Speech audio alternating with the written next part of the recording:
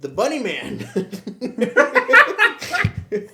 It's the bunnyman. The bunnyman, yes. Is that different than the Western bunny? It's very different from the Western bunny.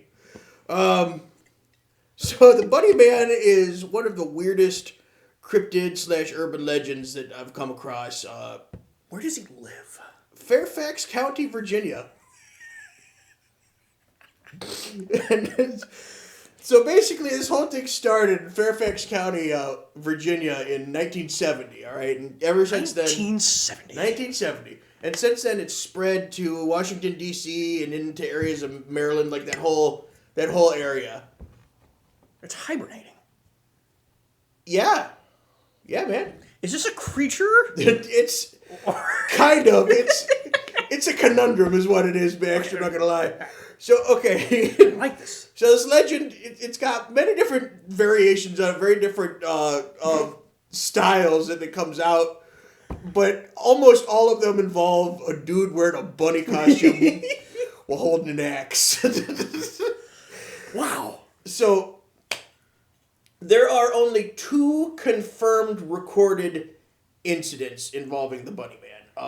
Wow.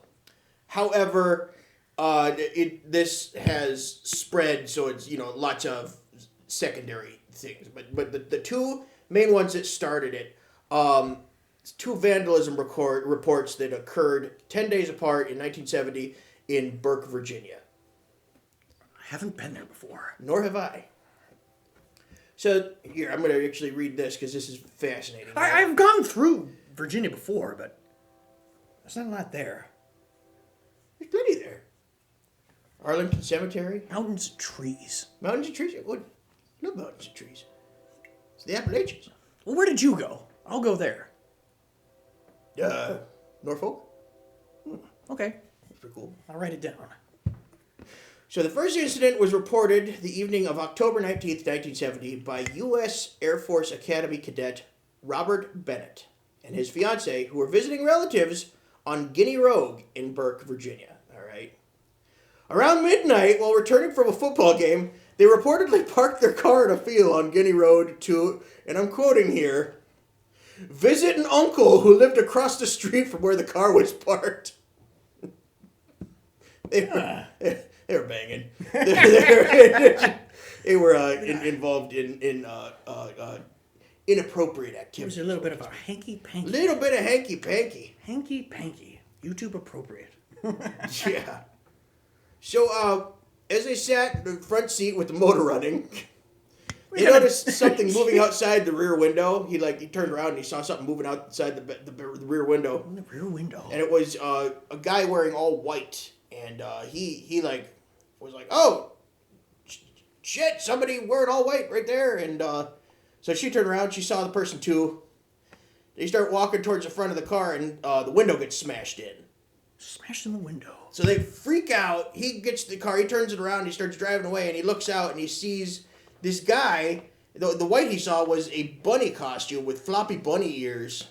And then once they got some miles away from the location, they stopped and they found there was actually a hatchet laying in the floor of the car. So this guy broke the window and threw a hatchet in. And while he was driving away, I'm gonna get the actual quote here. The man screamed at them about trespassing, including, "You're on private property, and I have your tag number." Tag number. So, wow. When the police requested a description of the man, Bennett insisted that he was wearing a white suit with long bunny ears.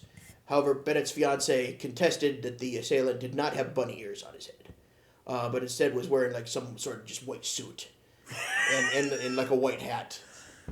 So, wow. Even right there, like even amongst these 2, there is discrepancies as to whether or not this guy was actually wearing a bunny suit or not. A lot of misinformation. So they both remember seeing his face in the dark, but neither of them could remember it well enough to assist with a police sketch. So, can you imagine the police trying to do a sketch? Like they're just like, it's just like a cartoon, like it's just Bugs Bunny, Bugs Bunny with an axe.